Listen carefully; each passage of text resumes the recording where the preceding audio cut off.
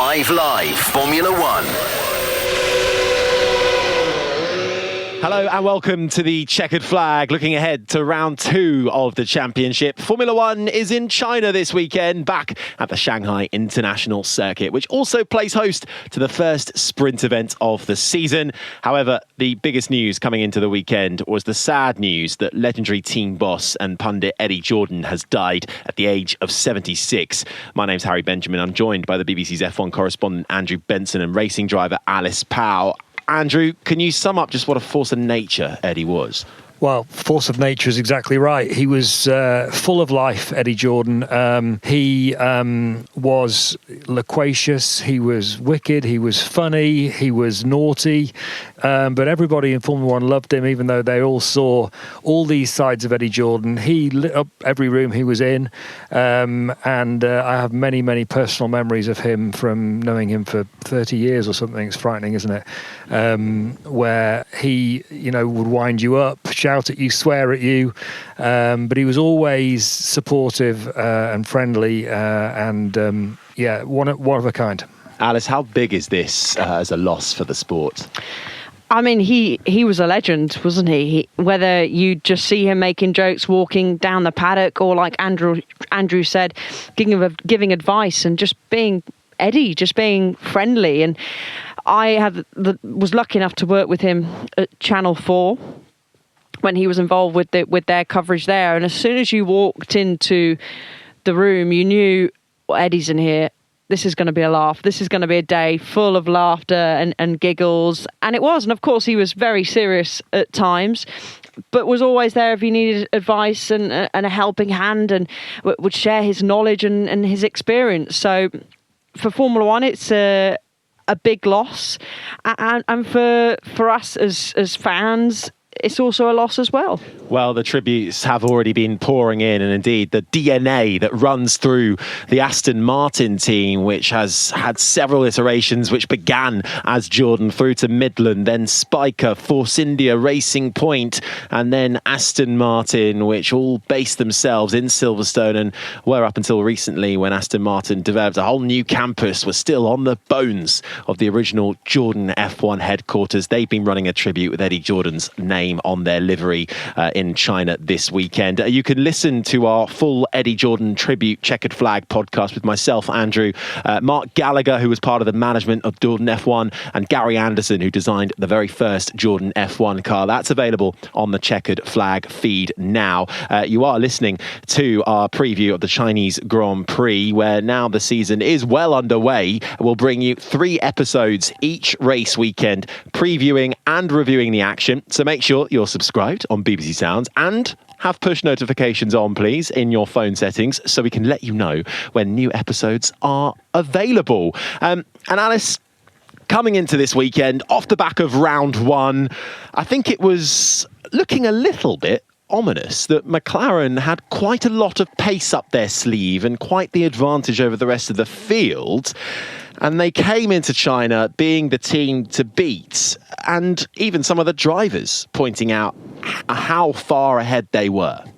Yeah, George Russell in particular was quite vocal, saying that they've got a bigger advantage than Red Bull ever had. I mean, I don't think I particularly agree with that statement from George. And of course, we've only just had one round. Yes, they were very strong in qualifying, but Max took it to them and he did a great job, certainly in the race with mixed conditions. A solid job by Max Verstappen, but certainly the favourites going into this weekend. They have a good package.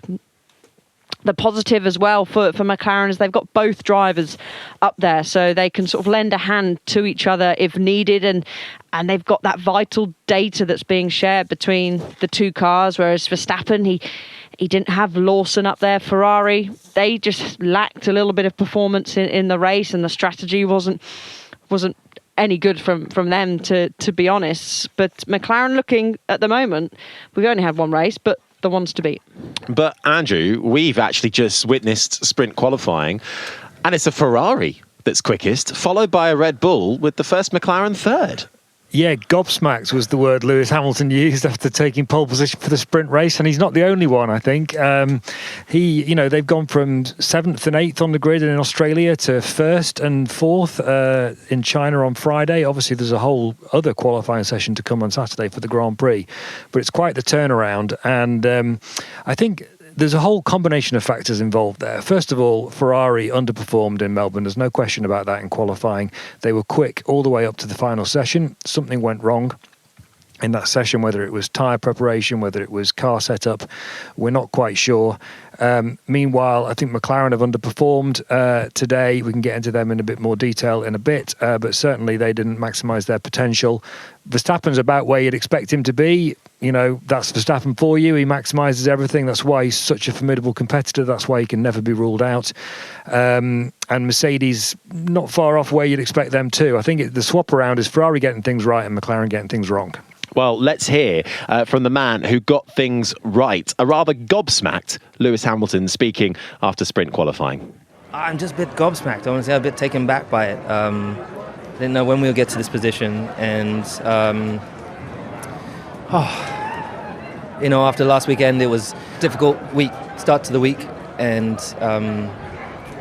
come here with just aggression and wanting to go into the weekend and really get the car into a great place, and I've started out straight away with a better feeling in the car, and I can't believe that we're at the front end ahead of like a McLaren, which has been so fast throughout winter testing and obviously in the last race and then even today. But yeah, I'm really grateful just to be up there fighting with these great drivers and to be so close to these other teams. Yeah, commentary said new colours, same number. Mm-hmm. What did it feel like when you stood up and celebrated with the fans? Well, the crowd's always been amazing here for me. I've had so much great support every year I've come to China since the really early days, and I've been coming here for many, many years. So I'm really, really grateful. I get to see them from the moment you land to the moment you leave. They're with you throughout the weekend. They ride the ups and downs with you through the year. They travel around to so many of the races through the year as well. So it's great to see them out on the pit straight. And wow, holy crap! My first. Even though it's not the main pole, that gives me real inspiration to go into tomorrow to find more performance and see if we can compete again. Yeah, many other drivers were struggling with the tyre pressure, particularly turn 1, for example. What was the secret out there, Lewis, today? I don't know. This track, I've always gone well at this track. I think it's the Chinese fans. But obviously the weather's been great today as well. It was definitely wasn't easy with the tyres, but we got through. I think there's definitely a little bit more performance to find for sure. Lewis Hamilton then secures his first pole position, Alice, as a Ferrari driver. It's for the sprint, but we're going to take it, right? I am. I mean, I'm sure the rest of us will as well. And we've got Max Verstappen up there, vibes flowing back to 2021. But a great job from Lewis, where we saw drivers making mistakes, in particular Lando Norris towards the end of qualifying in that final sector, the heavy braking zone into turn 14. The track was getting better and better and better, and he put all his sectors together. He maximised that track evolution and got a worthy pole position, only just from Max Verstappen, who again doesn't seem to have the strongest car out there, but did a really good job, put it all together. So the McLarens, we were coming in expecting them to be dominant and at the front. Okay, yes, it is only sprint qualifying, but I'm sure they're going to be very disappointed with that. So, Andrew, why have McLaren then taken this step back in this sprint qualifying session that we've seen? Is it purely just a case of not maximising their one-lap pace when they had the chance? Combination of circumstances, I think. It sounds like the tyres have been very difficult to deal with on this track today. The wind's been blowing. People have been struggling to get the tyres in the right window, whether too hot or too cold. And also, let's not forget that Lando Norris has been saying, look, the McLaren's not that easy a car to drive. And put in the long corners at China with some winds, that's going to exacerbate those problems. On top of that, McLaren took a different strategy into qualifying. They ran 2 qualifying laps rather than 1, but just on one set of tyres in the final session. you never get the best time on the second set of tyres, especially when it's the soft compound. So they're not maximising the track conditions in that situation. And then the final point is that Norris made mistakes. In his 2 runs, he made one mistake in turn 13 on his first run. That's the long looping right-hander onto the back straight. And then in his second run on those now used tyres, remember, he put in an absolutely blistering first sector, and he might yet have got pole anyway, even on the 1 lap old tyres. But he overshot his braking point into the hairpin at the end of the straight, and that was that. So he's down where he shouldn't be. Oscar Piastri's in third. He also felt that the that 2-run plan was not the optimum one. So they've basically given an open goal to Ferrari and Red Bull, and they've scored. The thing is, though, it's only sprint qualifying, and it's always the same. You think, oh, everyone's like it's excited because it's a qualifying session, but the drivers are generally not that bothered because, you know, it's the sprint race. There's not a lot of jeopardy. If Norris finishes 6th, he loses a few points to Piastri or Verstappen or Hamilton, whoever, but it's only a few points. It's not like the big swings that you get in a Grand Prix. So I don't think he'll be too worried about that aspect of things. He will be worried about the fact that the McLaren wasn't performing at its optimum, and they'll be trying to fix that for qualifying tomorrow. But I guess towards the end of the season, if we're expecting a close season, these points could play vital at the end. Obviously, we've got a long way to go. We've got more sprint races to come up throughout the year as well. But yeah, Lando needs to try and maybe mark out these mistakes. He mentioned pre-season as well that he's learned a lesson from last year. He knows he needs to make less mistakes. Had some creep in today. He'll be looking forward to getting rid of those, putting that behind him. But it did seem that McLaren's were sort of struggling with that strategy that they had in qualifying. It was sort of paying off for them in Q2, but didn't seem to work here with the track conditions going into Q3. Well, let's see what Lando Norris had to say after his sprint qualifying session, talking to Lawrence Barretto. Lando, what happened out there? I thought you had a really good car. I didn't see your lap, so what happened? You backed out of it? No, I made a mistake. I locked up in the last corner. We just struggled a bit more now. Just not quick enough, simply. Struggled a lot with the car, so... just our difficulties that we've been struggling with showed a lot more today. So nothing more than that, honestly. Just too many mistakes, but just too difficult of a car to drive. Were you struggling throughout practice as well? Was it something that came into qualifying and when the track ramped up? No, I think just throughout the day we've been struggling a bit with the front locking and struggling a lot in the last corner with all the tailwind. So kind of a lot more aligned with Bahrain, say. Just a lot windier. When the wind's blowing, then we struggle a lot more. So I think both myself and Oscar struggled more, clearly me more than him.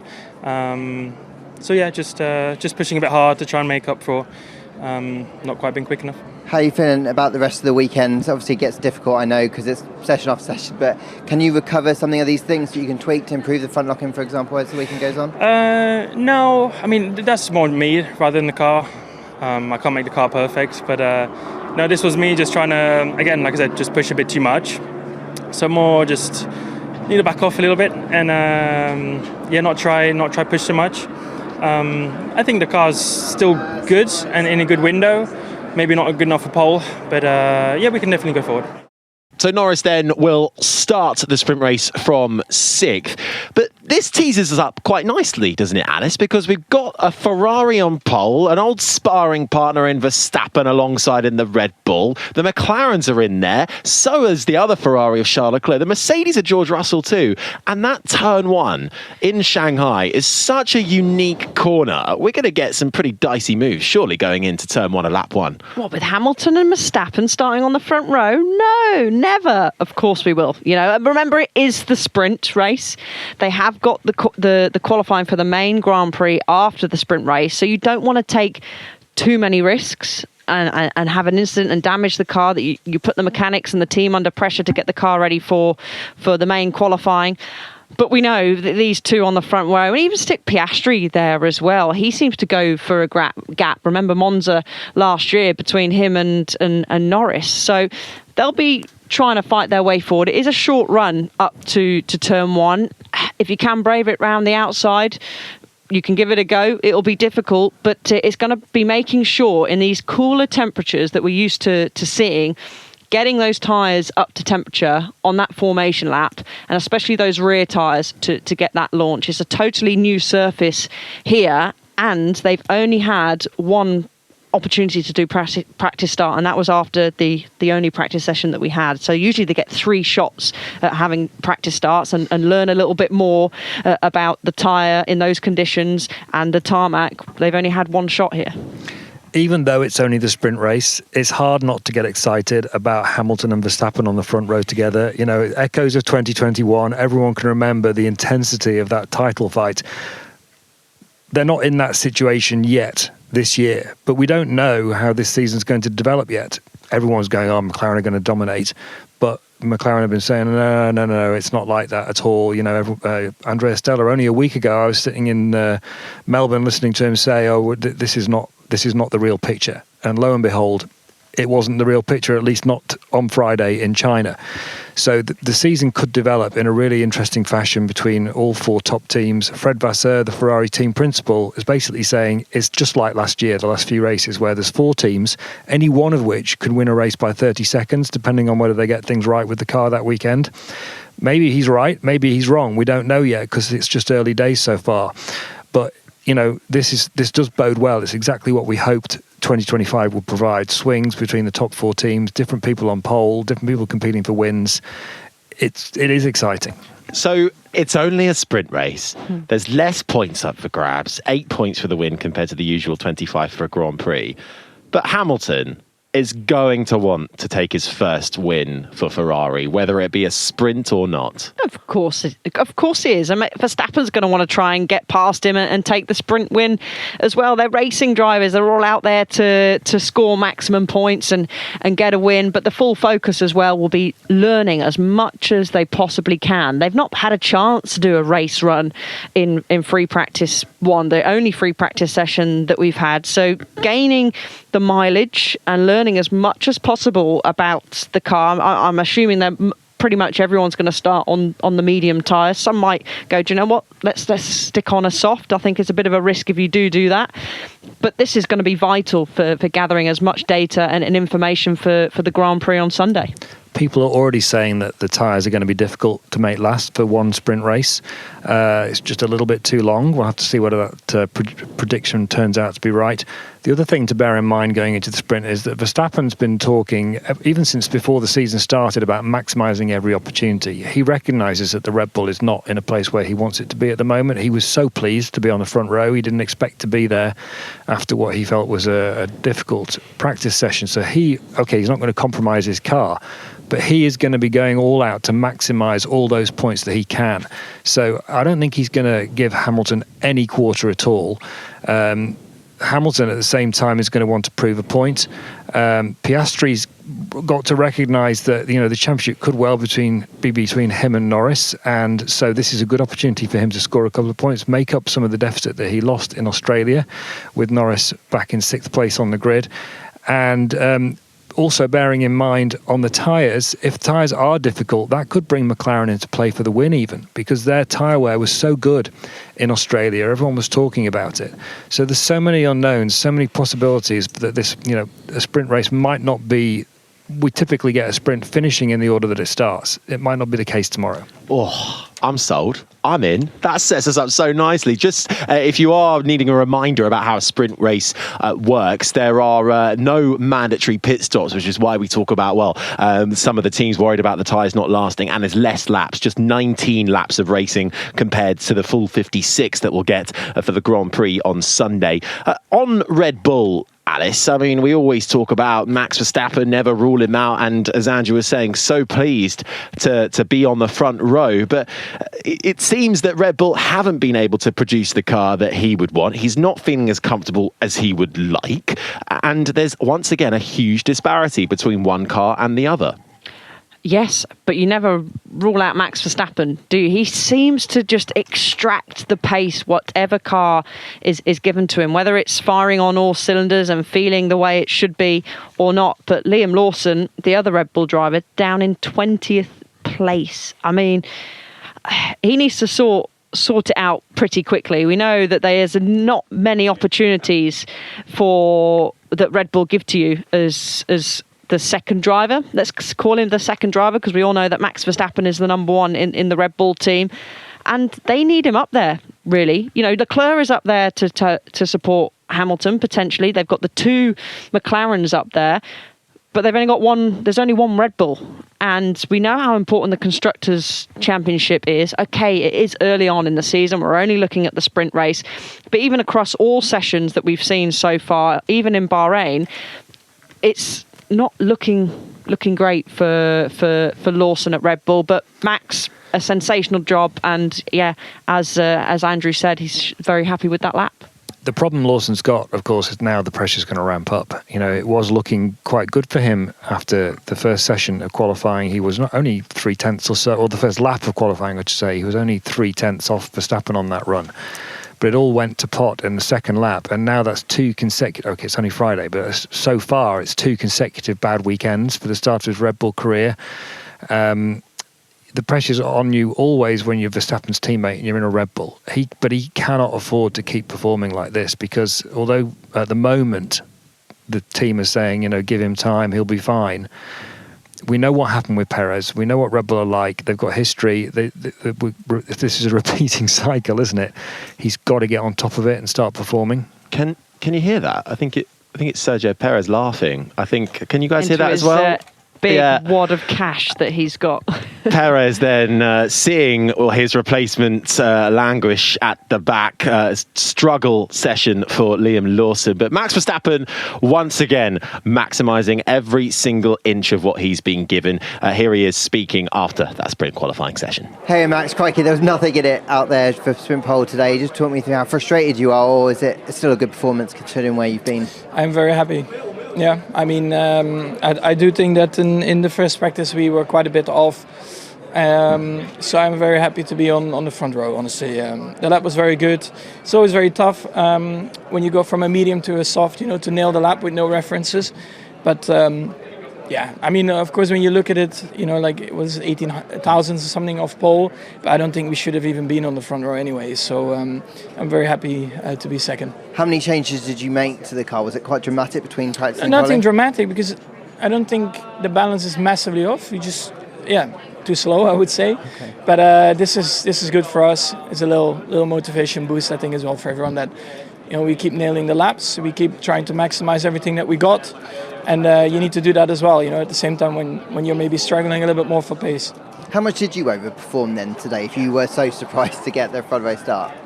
Yeah, I mean, it's always very hard to say, but I was happy with what I was doing there in qualifying. And what about tomorrow in the sprint? Do you think you've got a car to try and keep something? Because the McLarens didn't look as quick, did they, in that session as we thought they would be? I think they looked very fast up until that last run. So I think it will be very hard to keep them behind.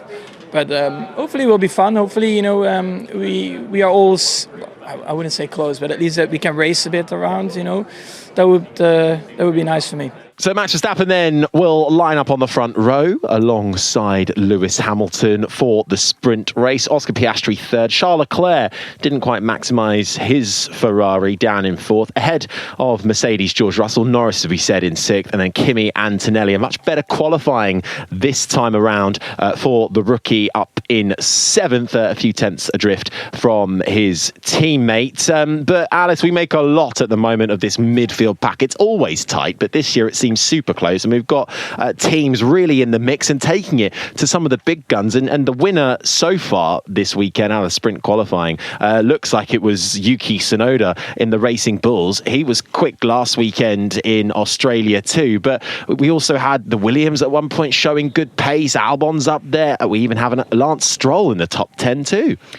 Yeah, a strong showing again from Yuki Tsunoda. He's certainly thriving at the moment in the Racing Bulls. Albon, I think he might be slightly disappointed. They were looking certainly much stronger earlier on in the qualifying sessions. But Stroll, yeah, he's out-qualified his teammate Fernando Alonso, which doesn't certainly happen very often at all. So he'll be pleased with that. And Behrman, he's there in 12th in the Haas, and they had a torrid weekend in Australia, were lapped, looked way off the pace. So for him to jump up and be in 12th place, and Ocon, his teammate, didn't even make it out of Q1. He was down in 18th place, and I think Behrman was nearly 6/10 quicker than Esteban. So a strong showing from Behrman, and he's not top rookie, but with the machinery he's done a decent job. It was a good day for the rookies, actually. Jack Doohan's beaten Pierre Gasly in the Alpine. Gabriel Bortoletto's out-qualified Nico Hülkenberg in the Sauber for the second session in a row. And Hulk was quite surprised to find himself down in 19th, wasn't he? He won't be enjoying that at all, Nico Hülkenberg, that is for sure. They've both got 2-year contracts with the Audi team, as it's going to be known next year. It is Sauber already. And just a little note, our friend of the BBC Sport podcast and commentary, Alan McNish, was spotted on the TV feed at one point with some kind of complicated job title that basically meant Audi spy in the team, because he's an advisor to the Audi board. I thought you were going to say friend of 5 Live Gabriel Bortoletto, but I'm sure he is. He is, absolutely. A good result for Bortoletto. Benny, what's going on with the Spaniards so far? Tough weekend for both of them in Australia. Alonso at the end of that sprint quali out-qualified by his teammate Stroll, and Carlos Sainz out-qualified by quite a margin compared to his teammate Albon. Yeah, so I'll deal with Alonso first. He was all smiles after the session with his TV interview. I don't have any new information, but I think he underperformed. He was super fast in Q1. He did one lap and was second for a long time, and then he tumbled down the order a bit as others did second laps. But that looked like he had some pretty good potential. The thing about Alonso is and everyone who's worked with him will say the same, he often looks like he's underperforming as qualifying goes on, because he gets to the limit of the car so quickly. It's a talent he's had ever since the beginning of his career. He just can sense the limit. He's just so good at that. But then he will admit himself, he doesn't then sometimes go with the track. Everyone else goes with the evolution of the track, and he doesn't manage that because he's already gone there so fast already. So you could argue that he's underperforming, but I think to be out-qualified by Lance Stroll, that's always an underperformance for Fernando Alonso. So I think there was more potential in that car, which he hasn't extracted. I think he should have been sort of middle of the top 10, really. But I can't say that for sure. But that's my feeling, knowing who he is, how he is, and the fact that he's not beaten his teammate, basically, because on average he's 4/10 quicker than Stroll. And if he's not 4/10 quicker than Stroll, he's underperformed. It's pretty simple. Sainz, I don't know. I mean, look, he had a good session, a good weekend in Australia, and then qualifying didn't work out. Then he dropped it in the race in the wet, which was, they've made excuses for him by saying he had a bit more torque delivered to the engine and drive shaft than he was expecting, but it looked like just a mistake, basically. I won't know until I've gone through the details. It's a bit early to say, and it's early in the season, of course. But you're absolutely right. For both of them, that's not what they will have wanted, and they'll be determined. As much as Alonso might be smiling publicly, he'll be determined to turn things around for the qualifying session that really matters, which is on Saturday. Sainz did say on the radio he was just struggling for overall grip. He said, I just don't know what's going on, guys. Like, I'm just struggling. So a lot of teams and drivers seem to be struggling with overall grip, but certainly Sainz isn't as happy as he'd like to be in his Williams. It seems like there's been a lot of problems with tyres today, people getting the tyres to be in the right window at the right time. Lawson was talking about he couldn't get the tyres down to the right temperature, which is an odd thing. Normally you're trying to get the tyres up to the right temperature. Other people talking about this set working, that set not working. Fred Vasseur, the Ferrari team principal, talking about, the swing in performances. Hamilton's fastest in Q1 and McLaren's the quickest flying in Q2, and then Hamilton's quickest again in Q3. Combine the wind with the tyres. The pressures are very high. Pirelli was supposed to make tyres for these new rules back in 2022 where they were able to run the pressures much lower. That hasn't worked out for whatever reason.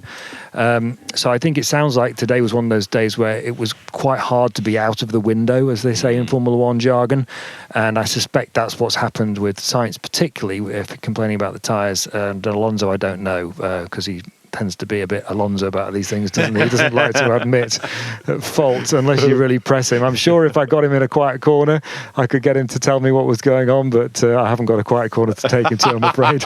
Not yet. That'll come later in the year. We always look forward to your sit down with Alonso at some stage during the season. So, I mean, a really intriguing start to the weekend. I feel like we've only really just got going, but that's the nature with a sprint weekend, isn't it? You're sort of thrown straight into the action. But what does that tell us then for let's be honest, the star of the show, Grand Prix qualifying and then Sunday's race? Because a sprint, I suppose, it often feels like we're just getting a little taster of what's to come later on. But do you think we could expect any big changes throughout the weekend? I expect Norris to be higher up. If he can just eradicate those mistakes and string a lap together, I'm sure that they will change their tactics going into the main qualifying for the weekend. So you expect them to be higher up. Hamilton's going to be full of confidence, and we know how quickly Hamilton can go when he is full of confidence. We really saw his confidence lacking when he was at Mercedes last year, but he seems to be very happy at the moment in that Ferrari. So I don't expect it to change too much, but certainly I think the top three will have a bit of a jiggle about. And like I said, if Norris can sort himself out, he was looking to go to pole position, but that mistake stopped that from happening. So I think if McLaren can sort it out, they will be on pole position. But we said that coming into sprint qualifying, and look what happened. Yeah, Andrew, do you think it will be just as tight and unknown going into Grand Prix qualifying? I don't know. That's what's so great. Yeah. I mean, I would, if you want me to predict something, I would say if McLaren can maximise their potential and get the car a bit happier to drive for the drivers and the drivers not make mistakes, obviously these two things are related, then I think they'll be on the front row, 1-2, but that's a big if. Big ifs. We like that. If is F1 spelled backwards. Whoever said that? Was that Murray Walker? It was Murray Walker. Yeah, it was. He had all the good lines, didn't he? Right, okay, before we go, who's going to win the sprint? Alice? I'm going to go for Verstappen. I think he's going to get a better drive off the line, and he's just going to throw one up the inside or around the outside of Lewis Hamilton. Andrew? I was thinking exactly the same thing, I have to say. Great minds think alike, Andrew. Just exactly how she painted it was what the picture that was already in my head about tomorrow, yeah. And I'm going to go for absolute carnage through the field, and so far he's been outperforming his teammate. Lance Stroll's in for a top-tier result, I think, come the end. So you're going to say you think Lance Stroll's going to win the sprint race? Yeah.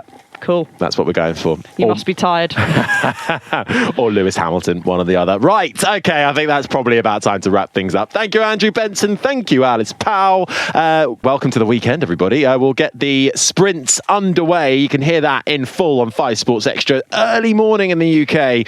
We'll be on air from 5 to 3 ahead of the race at 3 o'clock. And then we go qualifying for the Grand Prix at a more palatable time for you in the UK. It's 5 to 7 in the morning ahead of the session going green at 7 o'clock. Let's wrap things up there, shall we? This has been an IMG production for BBC Radio 5 Live.